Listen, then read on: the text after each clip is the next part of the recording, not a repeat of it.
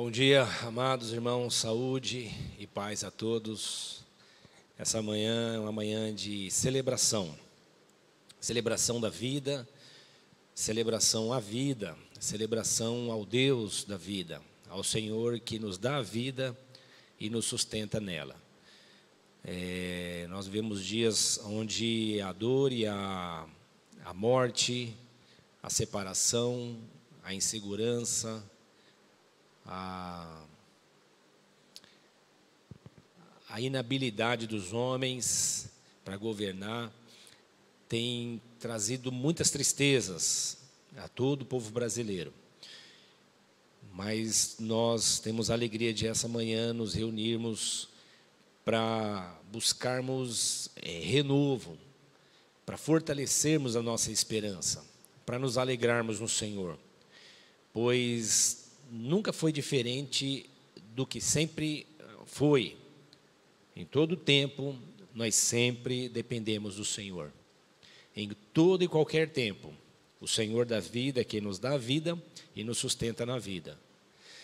E nesses dias, ou em dias de aflição, em dias de necessidades, de angústia, isso vai ficando mais nítido para nós, para todos os homens, mas principalmente para aqueles que já perceberam em Deus o seu Senhor, o seu Salvador, já foram encontrados por Deus e o receberam como Senhor e Salvador.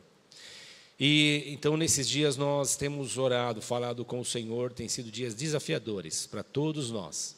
E aí a palavra do Senhor nesses dias renova o nosso coração, renova a nossa mente, nos traz segurança, nos dá norte, nos dá direção e nos anima na jornada. O Senhor dos exércitos está conosco.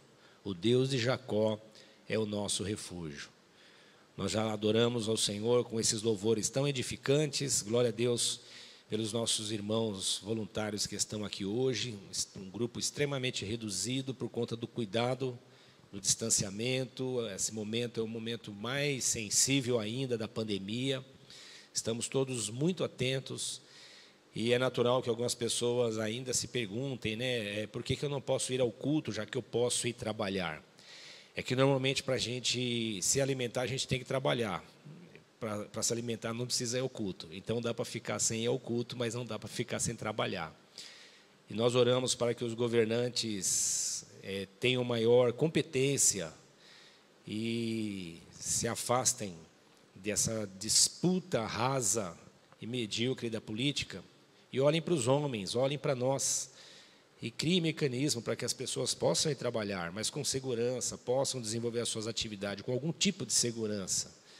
E nós oramos por isso e aguardamos ao Senhor por isso. Mas nos dias então que podemos estar em casa seguros, ou para aqueles que podem estar em casa, trabalhar de casa sem sair, a nossa recomendação é essa: se cuide, fique na sua casa.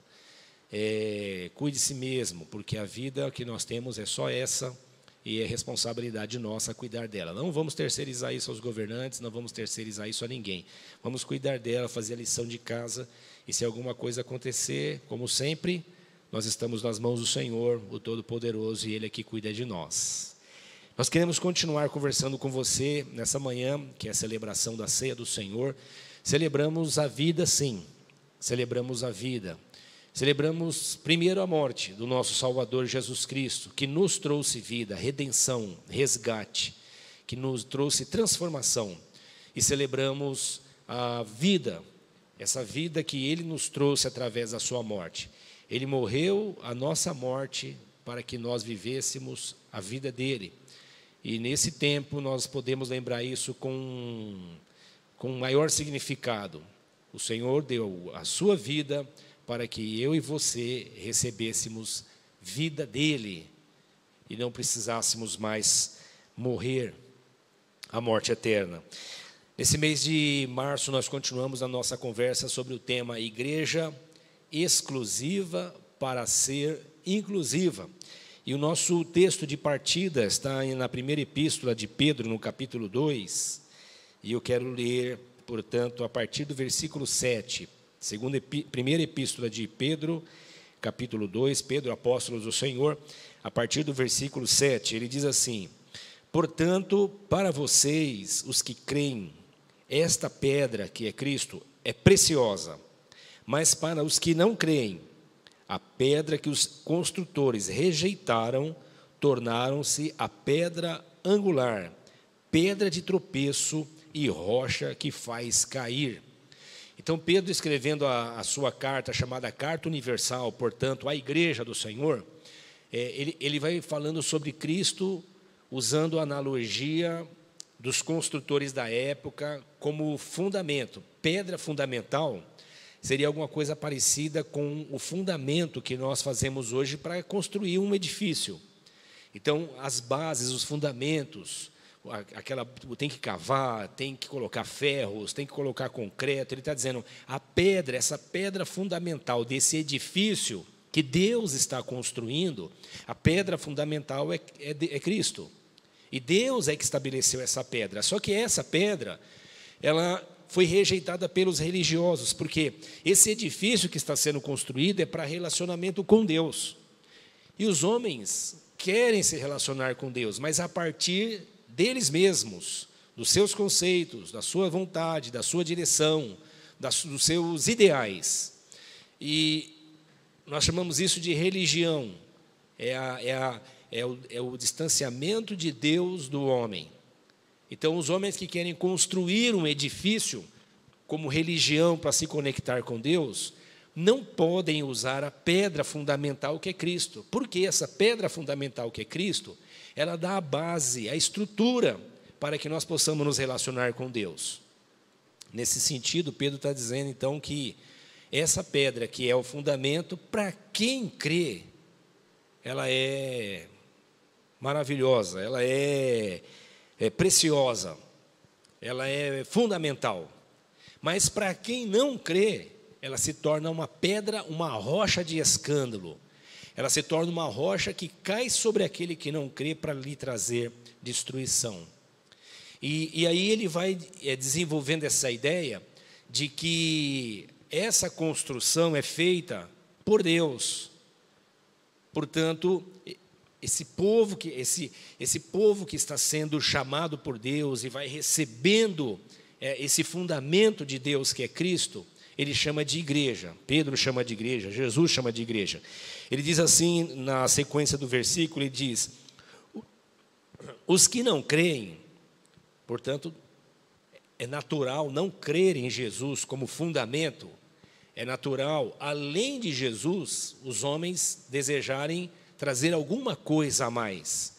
É natural, por exemplo, nas religiões, nós vemos as pessoas sempre buscando trazer algum elemento a mais para relacionar-se com Deus, além de Cristo. Então, é um sacrifício, é uma oferta especial, é uma penitência, é uma doação, alguma coisa o homem gosta de trazer a mais. E Pedro está nos ensinando que nada mais é suficiente, é necessário. Ele é a pedra fundamental, ele é suficiente. Quem não crê nisso, tem em Cristo uma pedra de escândalo, uma pedra de tropeço. Porque eu quero fazer sacrifício, eu quero fazer penitência, eu quero me esforçar, eu quero me santificar. E o Senhor diz assim, não, isso só é possível em Cristo. Você não pode fazer isso. A religião é que diz que nós podemos. O Senhor Jesus ensina que nós não podemos. Ele é que diz, sem mim vocês não podem fazer coisa alguma. Então é natural nós não crermos em Cristo, é natural nós não crermos nesse fundamento e queremos desenvolver a nossa própria religião.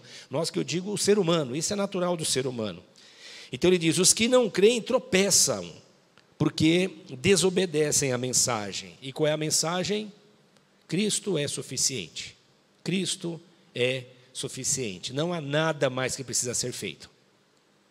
Ou Cristo te salva e nada mais te salva, e não é necessário mais nada, ou Cristo te salva e não é necessário fazer mais nada para ser salvo, ou você vai buscar outros caminhos para promover a sua própria salvação. Cristo é suficiente. E se nós não crermos nisso, nós ficamos presos à religião, e nesse sentido Jesus se torna um tropeço para nós. Eu quero sempre fazer alguma coisa para me aproximar de Deus. E o Senhor Jesus diz, não faça, você não tem nada para fazer. que nós temos que fazer é nos entregar a Ele. É como alguém que está morrendo afogado e alguém vai até ele para salvar ele. E essa pessoa se debate, continua se debatendo. Por quê? Porque quer se salvar.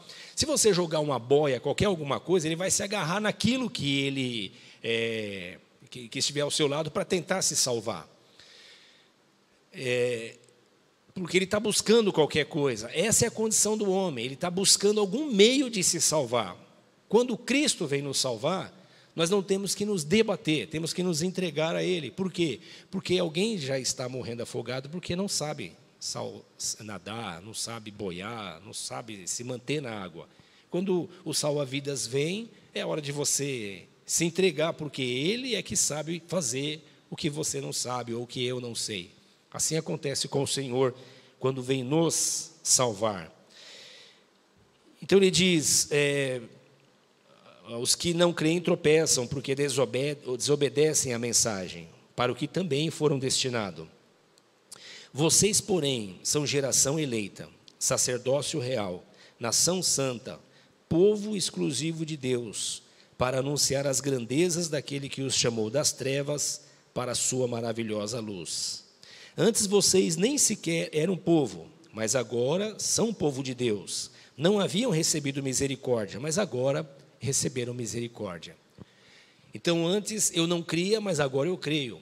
Antes eu não tinha misericórdia de Deus, mas agora eu recebi misericórdia de Deus, porque Ele é que me alcançou, Ele é que me trouxe vida. Antes eu não era povo, mas agora eu sou o povo de Deus. Eu faço parte desse povo que Deus está escolhendo, que Deus está chamando. E ele diz que esse povo, então, é uma geração eleita, é um sacerdócio real, e nós estamos trabalhando com a ideia de nação santa, povo santo, igreja exclusiva. Então, a igreja exclusiva é a igreja separada, é a igreja consagrada. A palavra santa traz essa ideia de separado ou consagrado. Separado é a própria essência de Deus. Deus é separado de nós. Calbart diz que Ele é o totalmente outro. Não há nada em mim que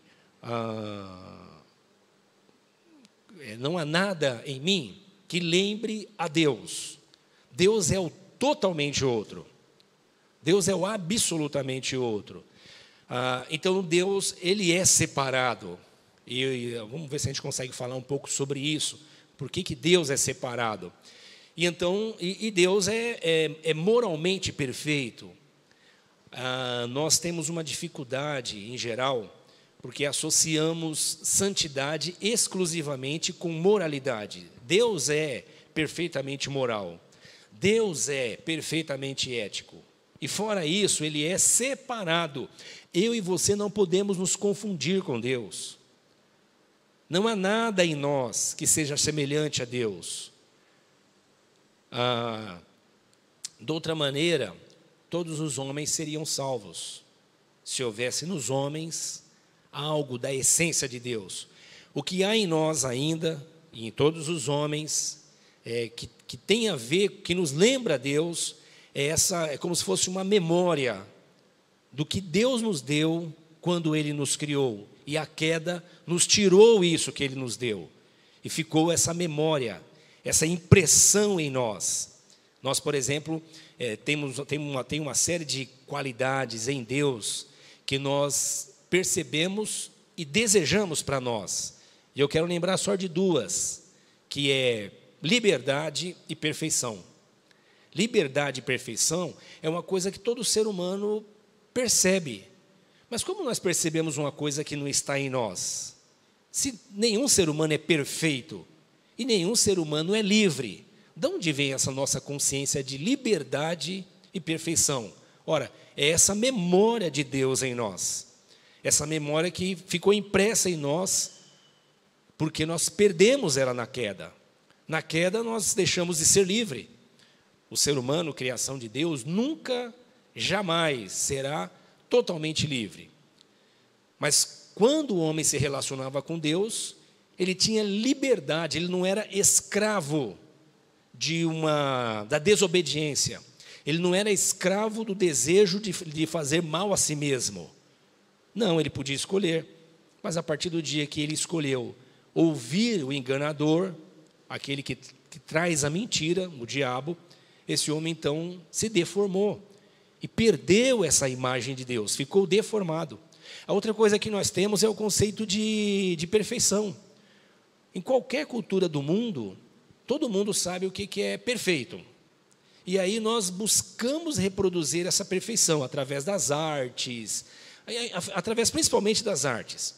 Mas nós temos sensibilidade para olhar, por exemplo, para a criação e perceber beleza.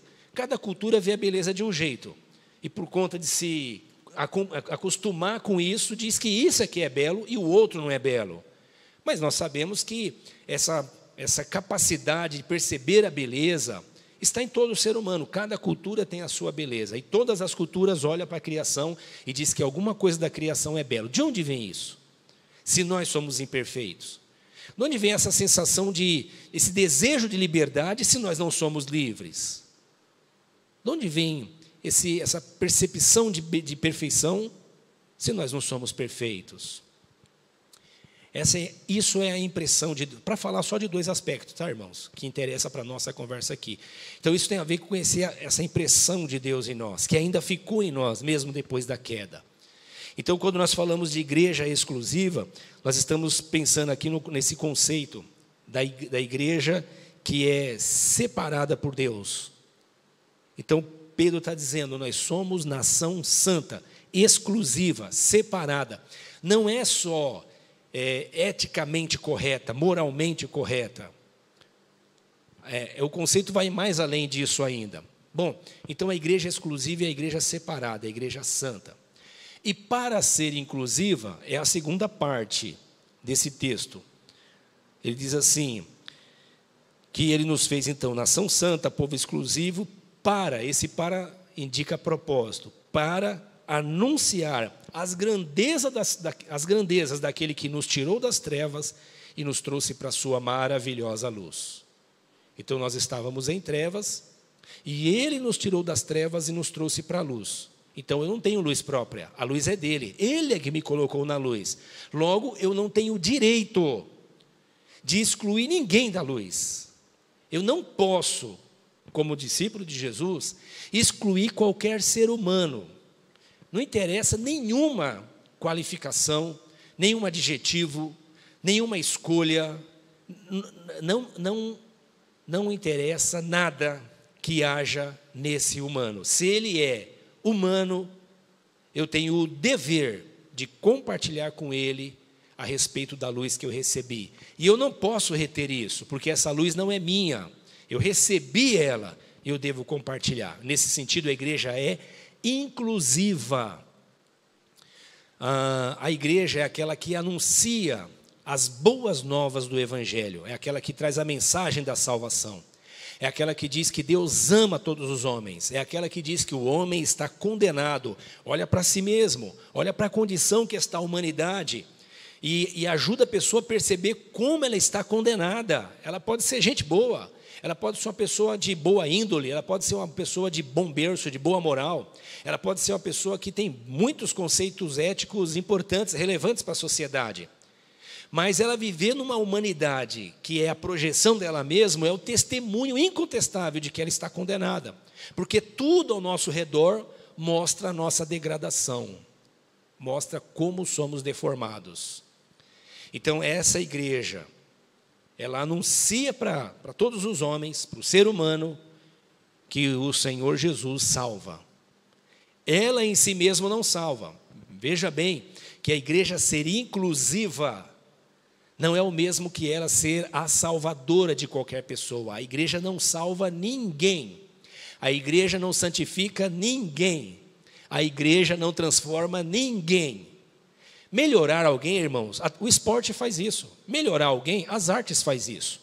Melhorar alguém, o estudo faz isso. Melhorar alguém, muita coisa faz isso. Muita coisa que nós, os humanos, desenvolvemos faz isso. E isso também é uma impressão de Deus em nós. Deus nos deu criatividade. Nós não somos criadores, mas temos criatividade. A nossa criatividade produz transformação onde nós vivemos. E isso muda e melhora muita gente. Mas isso é diferente de nascer de novo. Isso é diferente de ser salvo. Só Jesus Cristo pode salvar. O conceito de que a salvação está na igreja não é evangélica, ela é católica romana. A salvação está só em Jesus Cristo. A santidade está só em Jesus Cristo. E só Ele transforma o homem, não é melhora. Melhora nós já falamos, há muitos mecanismos para isso. Quem transforma a natureza, quem muda o DNA, vamos chamar assim, do homem, quem põe um chip novo no homem, é só Jesus Cristo. Então, Pedro está nos ensinando isso. A igreja ela é exclusiva porque é separada, santa, e ela é inclusiva porque não discrimina, não retém, ela não escolhe. Eu vou pregar para esse, não vou pregar para aquele, porque aquele ali está perdido mesmo. Eu vou aceitar esse na nossa comunidade e não vou aceitar aquele, porque aquele está perdido mesmo. Como é que alguém aqui vai entrar? Como é que alguém vai entrar na comunidade da fé de qualquer jeito? Isso é discriminar, é segregar. A igreja não pode fazer, a igreja não faz isso. É o contrário.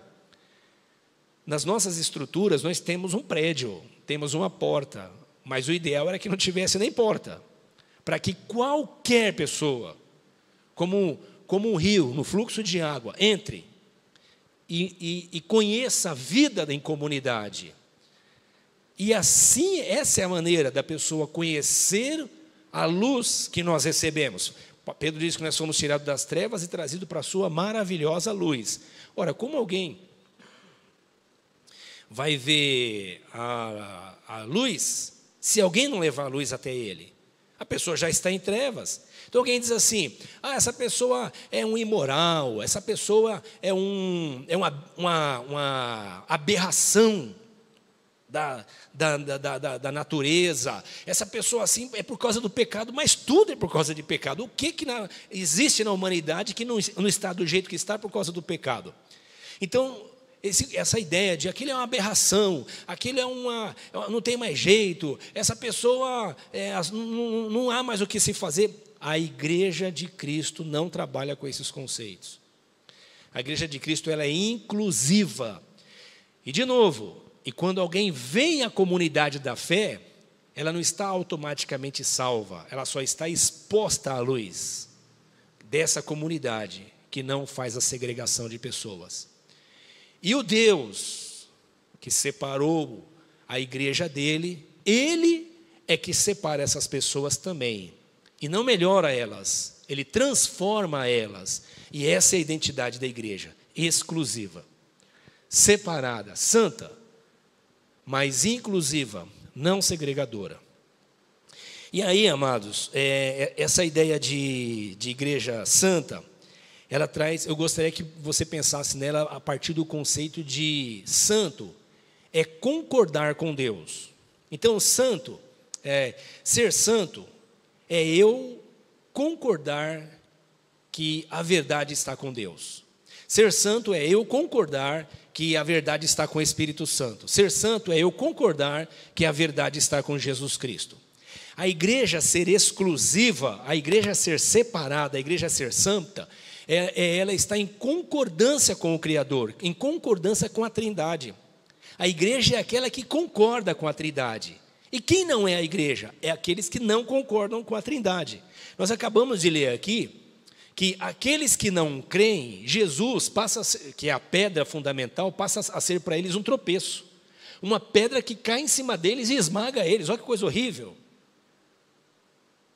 Então, se há uma comunidade que não crê em Deus, que não crê em Jesus, que vê em Jesus uma pedra de tropeço, e aqui, irmãos, deixa eu reforçar, eu acho muito importante reforçar essas coisas. Jesus, nos dias dele, quando ele andou entre nós, o Deus se encarnou, mataram ele porque ninguém aguentou ele, irmãos. Os religiosos não suportavam ele.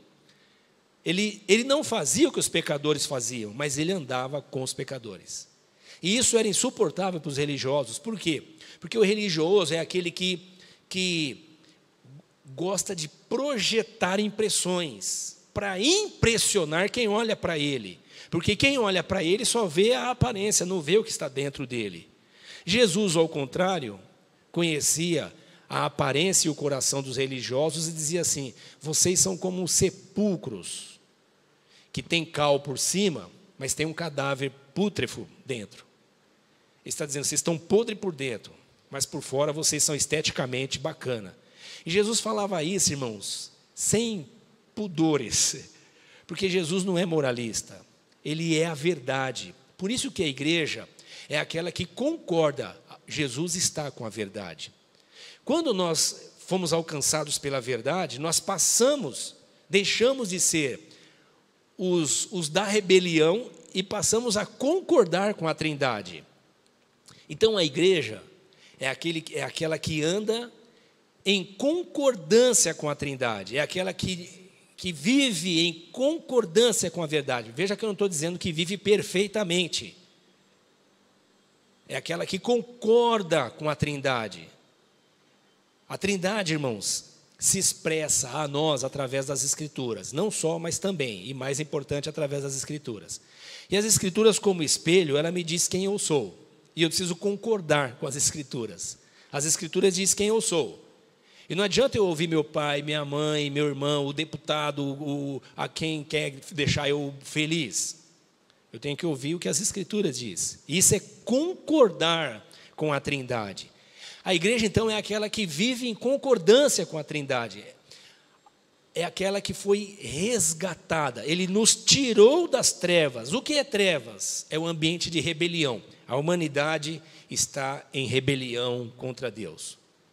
O que é rebelião? É insurreição. O que é rebelião? É não sujeição. É insubordinação.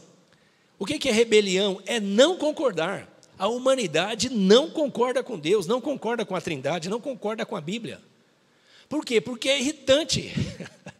É irritante você olhar para o espelho e depois de se maquiar tanto, você sabe o que está por trás da maquiagem. E quando tira a maquiagem, o espelho diz, está aí ó, quem você é. É assim que é as Escrituras. É assim que é a palavra de Deus. É assim que é a Trindade. Certamente, a Bíblia Sagrada, que é o nosso livro, não contém toda a Trindade, não é possível, mas o que dela é possível expressar através de letras, está aqui. E o que está aqui é o suficiente para eu me perceber, primeiro, como parte dessa grande rebelião. A rebelião começa para ficar só aqui na esfera da terra, irmãos, a rebelião começa lá no Jardim do Éden, quando o homem sugestionado pela serpente, Satanás, o enganador, o diabo, ele aceita a palavra do diabo, duvida de Deus e é convencido de que ele pode ser igual a Deus. Quando ele abraça essa mentira, e mentira é assim, irmãos, mentira é uma coisa que impregna. Mentira é igual imã, irmãos, é igual imã. É igual o imã que puxa o ferro. Grudou, para tirar tem que desligar o imã. Ou alguma coisa mais forte tem que vir e tirar lá a peça de ferro. Então o imã é o diabo e o ferro somos nós. A mentira vem, pum, a gente grudou no diabo. Tem que vir alguma coisa muito forte de fora para arrancar nós desse imã. O Pedro está dizendo que o imã, aqui na minha linguagem, é as trevas, o diabo, o enganador, o rebelde. E o ser humano grudou nele. Alguém tem que vir tirar das trevas e colocar na luz. Quem fez isso? Cristo fez isso em nós. Ele nos tirou da rebelião. Nós estávamos em rebelião com Deus. E o que nos diferencia agora é que nós não estamos mais em rebelião contra Deus. Nós agora concordamos com Deus e inclusive ficamos incomodados conosco mesmo.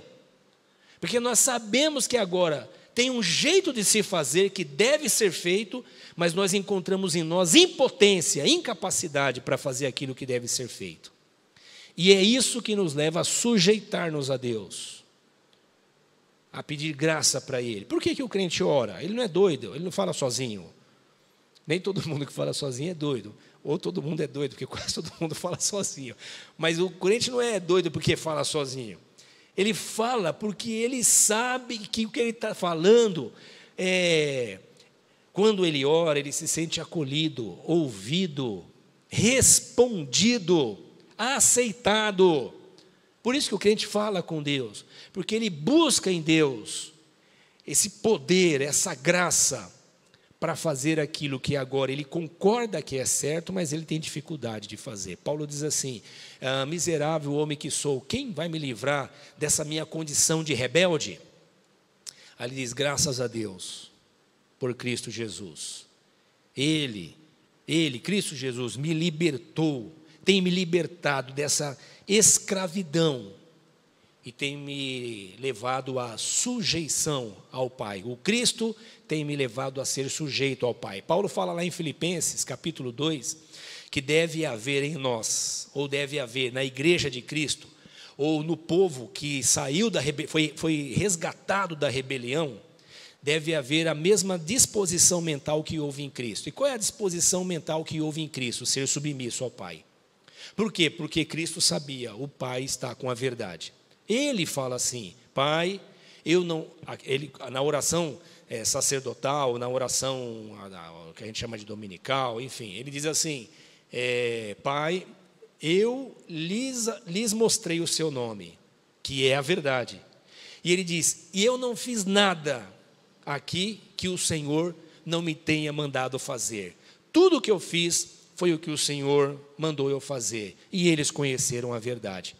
Então Jesus concordava com o Pai. Essa disposição mental é aqui a palavra de Deus ensina que eu e você, todos aqueles que estão em Cristo, todos aqueles que foram resgatados da rebelião, devem ter agora. Primeiro, consciência. Eu entendi que esse livro fala da verdade.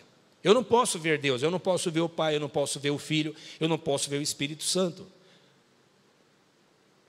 Mas eu posso ouvir o que o Pai, o Filho e o Espírito Santo disseram. Está registrado nesse livro. É por isso que o Pedro começa dizendo: para os que crê. Alguém não crê, e aí se não crê não tem o que fazer. O que a gente pode fazer é orar para que o Senhor ponha a fé no seu coração, como pôs no nosso, porque a Bíblia diz que a fé não é minha, vem dele, de Deus. Então o meu clamor a Deus é que Deus tenha misericórdia e te dê fé. Como ele teve misericórdia de mim, alguém clamou a Deus por mim. Então eu clamo para que o Senhor dê fé para você, e você creia na palavra.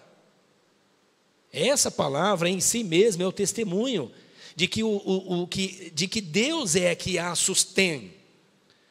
Quantos líderes, quantos governantes, quantos poderosos, quantos movimentos políticos, quanta força para destruir esse livro há milênios e ninguém consegue destruir. Será que é por causa de religião? Claro que não.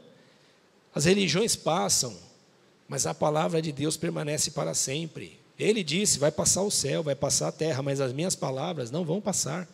E se um dia alguém destruir esse papel, a Bíblia, totalmente ela, haverá discípulos de Jesus com a palavra de Deus em sua mente, em seu coração, que vão continuar projetando, produzindo, compartilhando essa palavra que é vida e traz transformação para todo aquele que crê. Então é preciso crer. E para aqueles que creem, nós encontramos na palavra, então, esse Senhor nos ensinando que caminho nós devemos andar. Duas características de Deus que os que estão na rebelião percebem, mas que servem de testemunha contra eles mesmos: liberdade e perfeição. Jesus diz assim: se o Filho, pois, vos libertar, verdadeiramente vocês serão livres. Liberdade, ser livre, irmãos, é alguma coisa que só é possível em Deus.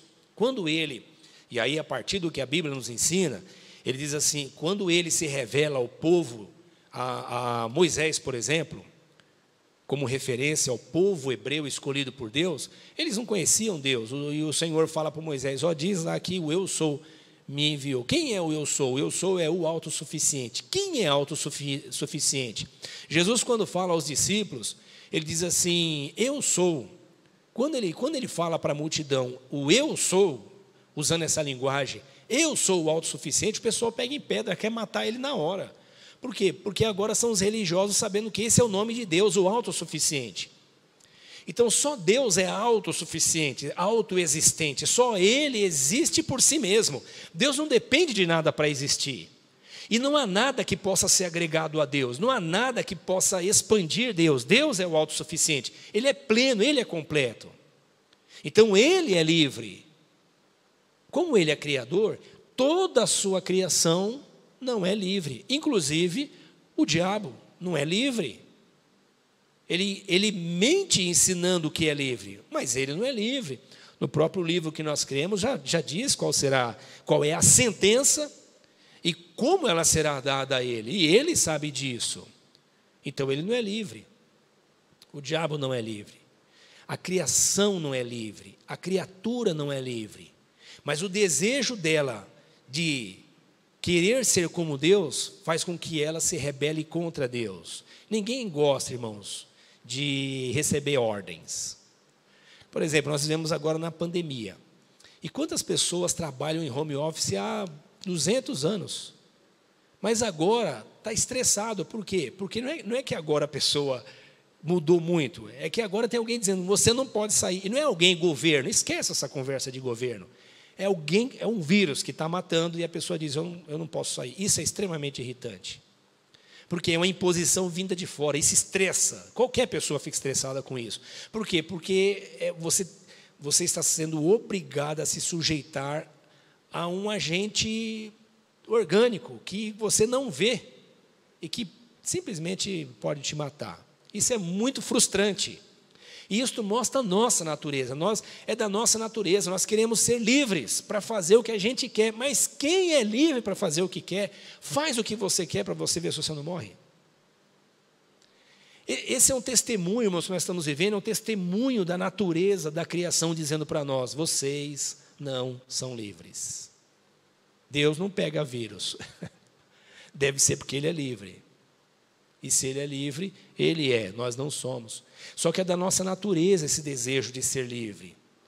E isso engana o homem, porque leva o homem O homem, ele superestima o seu poder, a sua autonomia, a sua independência. E ele tem a ideia de que é livre. E isso faz com que ele rejeite alguém que lhe dê ordens. O nome disso é pecado.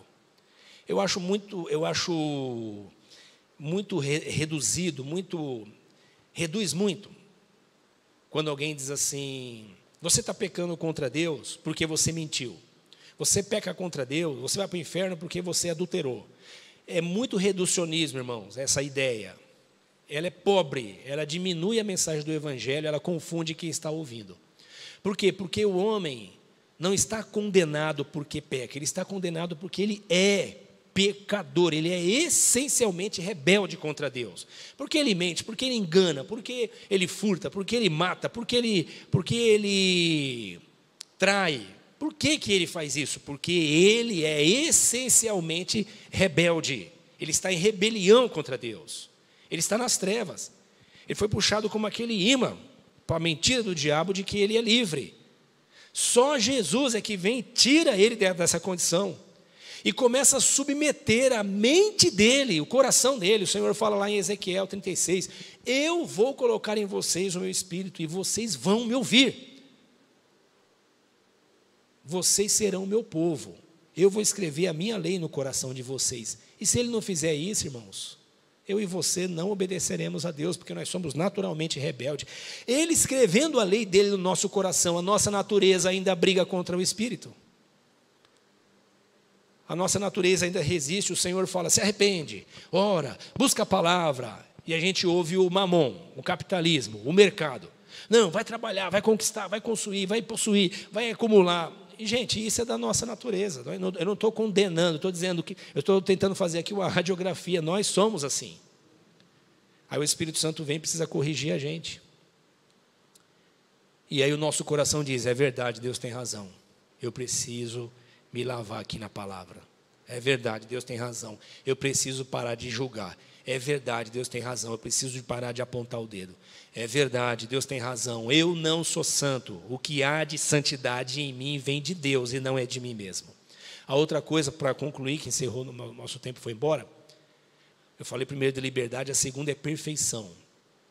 Beleza, perfeição. Quando fala de perfeição, bom, então, só para concluir a parte anterior, não reduza o conceito de pecado à moralidade. Isso é um reducionismo exagerado, irmãos. Não faça isso. Pecado, a Bíblia resume assim, diz assim, se você pode fazer o bem e não faz, você pecou. Entendeu? Não é imoral, mas se você pode fazer o bem e não faz, você pecou. Se você não tem fé, você pecou. É isso. Não reduza a ideia a moralismo, porque isso confunde a sua mente, confunde a mente dos homens. O conceito de pecado é rebelde, o conceito de pecado é não concordar com Deus, e o conceito de santidade é o concordar com Deus. Há outros conceitos que a gente pode ver na Bíblia, mas eu estou usando esse para simplificar. É concordar com Deus. Eu concordo com Deus que eu sou um pecador. Eu concordo com Deus que só Ele pode me salvar. Eu concordo com Deus que a fé que eu recebi não é minha, é dele, Ele que me deu, então eu tenho que agradecer a Ele. Eu concordo com Ele que eu não posso discriminar ninguém, porque eu sou igual a todos os outros seres humanos. Eu tenho que concordar com Deus, eu concordo com Ele que eu preciso dEle para querer Ele. Eu concordo com Ele que eu preciso do amor dEle para eu amar Ele, porque eu normalmente amo mais a mim mesmo. Então, santidade, olhe ela pela perspectiva do eu concordo com a Trindade, com o Pai, com o Filho e com o Espírito Santo. O outro aspecto é perfeição. Perfeição, irmãos, Deus é perfeito. De novo, por que Deus é perfeito?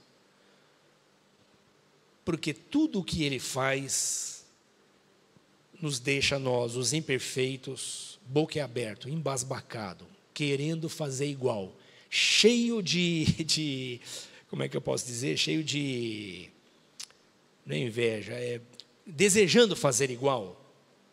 Ah, como eu gostaria de fazer isso perfeito. Todo mundo que tem esse lance de ser perfeccionista sofre muito. E eu tenho muito disso, e o Senhor já me ensinou que isso é pecado. Por quê? Porque perfeccionismo traz dano para mim e traz dano para o outro. Porque eu exijo de mim mesmo o que eu não tenho e exijo do outro o que o outro não tem. O conceito que as Escrituras nos ensinam é de excelência, que é diferente. É eu me reconhecer limitado e usar ao máximo o meu potencial para o bem do outro. E ajudar os outros a desenvolver o potencial máximo deles, e não o meu. Isso me põe no meu lugar e me põe em empatia com o outro. Isso resolve o assunto. Por quê? Porque perfeição é uma coisa que nos desperta a cobiça. Nós queremos ser perfeito, mas a Bíblia diz, perfeito é Deus. E por que a Bíblia diz isso? Não é porque Deus está precisando mostrar para alguém quem Ele é Deus ajudando a gente a perceber quem nós somos. Deus, irmãos, não está preocupado com a imagem dEle, nem quer impressionar ninguém. Pelo que nós vemos na Bíblia, a preocupação de Deus é nos ajudar a perceber quem nós somos. E nós temos dificuldade com isso, porque ao invés de olhar para o espelho das Escrituras, nós olhamos para os espelhos dos homens. E os homens dizem que você e eu somos maravilhosos. Nós não somos maravilhosos. Está aí essa pandemia louca mostrando que ser humano. Nós estamos em momentos, irmãos, que nós vemos o melhor do ser humano, mas também vemos o pior dele. E parece que o pior dele não tem limites. É um poço sem fundo. E nós não temos essa consciência muito clara. E as Escrituras é que nos ensina isso. Então, perfeição, irmãos, é basicamente a palavra que nos ajuda a entender também a santidade de Deus. Por que Deus é santo, irmãos? Quem inventou esse negócio de que Deus é santo, eu tenho que ser santo? Você já pensou nisso? Deixa eu viver minha vida do jeito que eu estou vivendo. Quem tem que querer me comparar com Deus? Deixa Deus para lá. Ele é santo, é problema dele. Deixa eu viver a minha vida do meu jeito. A questão não é essa, não. A questão é que a santidade de Deus mostra a minha malignidade. E não é para mostrar como Ele é bom, é para mostrar como eu dependo, eu preciso de um Salvador. Como eu sou autodestrutivo. A perfeição de Deus, irmãos, mostra não só como Ele é perfeito, mas como eu sou imperfeito, e isso me incomoda. Por que a Bíblia diz que Deus é santo? Porque Ele é perfeito. E por que a Bíblia diz que eu sou pecador? Porque eu sou imperfeito. A perfeição de Deus está em alguns elementos, também não vou falar, só 3 para você lembrar.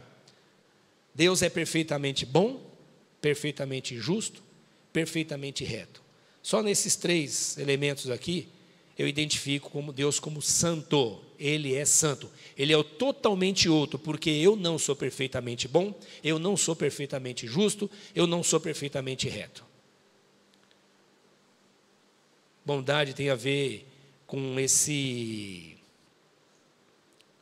desejo e potência, poder, capacidade de transformar em benefício o estado de desgraça alheio. Justiça tem a ver com estabelecer regras que não beneficiam alguém em detrimento do outro. E retidão tem a ver com aplicar essa regra sem remorso. Deus é bom, reto e justo. O ser humano não é bom, não é reto, não é justo. Deus é perfeito. E nós vemos a santidade de Deus nessa perfeição. Ele é o totalmente outro. Isso me ensina, então, que eu não posso ser santo. Isso me dá consciência de que eu não posso ser santo. E aí, de novo, o Senhor Jesus, antes de ascender, ele reúne os discípulos dele, a multidão, e fala assim: eu vou dar poder para vocês, e vocês vão fazer as mesmas coisas que eu fiz, e vocês vão receber da minha santidade, e vocês vão aprender a olhar com os olhos que eu olho, e ouvir com o ouvido que eu ouço, e a andar do jeito que eu andei. Ele fala: eu vou derramar o Espírito sobre vocês. E lá em Atos capítulo 2, quando os irmãos estão reunidos orando, o Espírito Santo vem, e o Espírito Santo é Deus, que agora não está mais ao lado deles como Jesus estava, ele agora entra neles. E o Pedro, que estava pronto e negou Jesus, agora está pronto para morrer por Jesus. E o Paulo, que queria matar a igreja, quando recebe o Espírito Santo, agora morre pela igreja. E aquele que roubava, diz Paulo, agora não rouba mais, ele deixa de ser ladrão para trabalhar e ajudar quem precisa. E aquele que era infiel agora começa, por amor a Cristo, a experimentar a fidelidade, até que isso vire verdade nele e ele faça isso para a glória de Deus e para o bem dele. É isso. A igreja exclusiva é santa porque Deus a separou, como Luiz mostrou quem ela era, e com misericórdia tem trazido transformação ao coração dela. E ela é inclusiva, porque ela se vê no outro. Se você não se vê no outro, você não é igreja. Ah, pastor, mas e as influências dos ensinos errados? Você tem o Espírito Santo. Por mais ensino errado que você tem, o Espírito Santo está dentro de você, dizendo para você o que é certo e o que é errado. Então nós precisamos ouvir o Espírito Santo, e não ouvir discurso de homens. E se é para ouvir um discurso, vamos ouvir o discurso da palavra de Deus. Bom, nosso tempo foi embora, eu quero orar com você para celebrarmos a ceia do Senhor. O Senhor, que é santo, deixou a sua glória e veio se fazer como um de nós. Quando o Senhor morre na cruz e diz: Pai, por que o Senhor me desamparou agora? É esse estado, é esse momento que ele recebe sobre si o nosso pecado. O Deus que é santo se torna como um porco indo para a lama,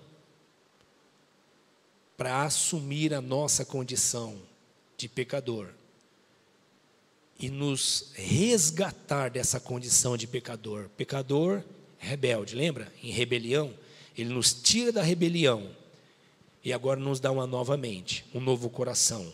É por isso que o Pedro fala: vocês são geração eleita. Quem escolheu quem? Ele me escolheu. Vocês são nação santa. Santa pela sua própria força? Não. Na sua própria vontade? Não. No seu próprio esforço? Também não. Santo como? Se entregando à vontade do Senhor, não resistindo, se sujeitando, saindo da rebelião e indo para a sujeição, concordando. Eu concordo com Deus sobre o que ele fala sobre ser pai, ser mãe, ser irmão, ser cidadão, ser gente. Eu concordo com Deus e com o que a Bíblia diz sobre como tratar o próximo, sobre como produzir justiça, sobre como tratar aquele que me faz mal. Eu concordo, mesmo que eu sei que isso me incomoda. Há um resquício de rebelião dentro de mim, mas eu concordo com ele, então eu vou orar a ele e ele vai me dar graça e eu vou me sujeitar a ele. Eu concordo que essa loucura humana que leva os homens à polarização, a rotular pessoas, a dizer quem é bom, quem é ruim, quem merece, quem não merece. Eu concordo que isso é o testemunho da nossa loucura. E que o Senhor nos chamou para sermos inclusivos, receber a todos. Isso é salvar a todos? Não, eu não salvo ninguém, eu só recebo. Quem salva é Ele, Jesus Cristo. E Ele nos chamou para isso, para experimentarmos vida e vida com abundância. Logo, todas as coisas vão passar, como nós ouvimos agora cedo. Todas essas coisas serão passado. E todas as coisas serão novas. Novo céu, nova terra. E tudo aquilo que nos limitava e nos fazia presos agora não nos prenderá mais. Seremos livres, não como Deus, mas livres. E seremos plenamente santos. Assim como Ele é, nós seremos. Assim como Ele é, assim quem Ele é, nós o veremos. Eu quero orar com você para celebrar a morte do Senhor Jesus, que nos deu essa condição e nos trouxe vida e vida em abundância. Aqui estão os elementos da ceia, vinho e pão, simbolizados nesse pão que o nosso irmão Júlio fez. Eu vou deixar ele aqui como símbolo, vou ficar bem longe dele. Pegue o seu pão aí na sua casa, que você foi lá, comprou ou fez, reservou. Eu vou orar com você, consagrando pão e vinho, corpo e sangue do Senhor. Esse pão e esse vinho é o testemunho de que nós não éramos suficientes para nos salvar. Meu corpo não podia me salvar, meu sangue não podia me salvar, mas Ele se fez corpo e sangue para trazer transformação em minha vida. Por isso que a Bíblia nos ensina que quem agora está em Cristo vive em novidade de vida. Nós somos um novo ser humano em Cristo Jesus. Pai, nós somos gratos a Ti pelo pão e vinho, símbolos do corpo e sangue entregue por nós na cruz. Te agradecemos pelo privilégio, Senhor, de podermos participar junto com os nossos irmãos em seus lares, em suas casas, talvez no hospital, no ambulatório, numa enfermaria, participando agora, Senhor, do corpo e do sangue do Teu Filho entregue por nós. Não há nada em nós, Senhor, que nos dê mérito para isso, nos dê o mérito para isso. Não há nada em nós que nos faça dignos de participarmos dessa mesa com os nossos irmãos.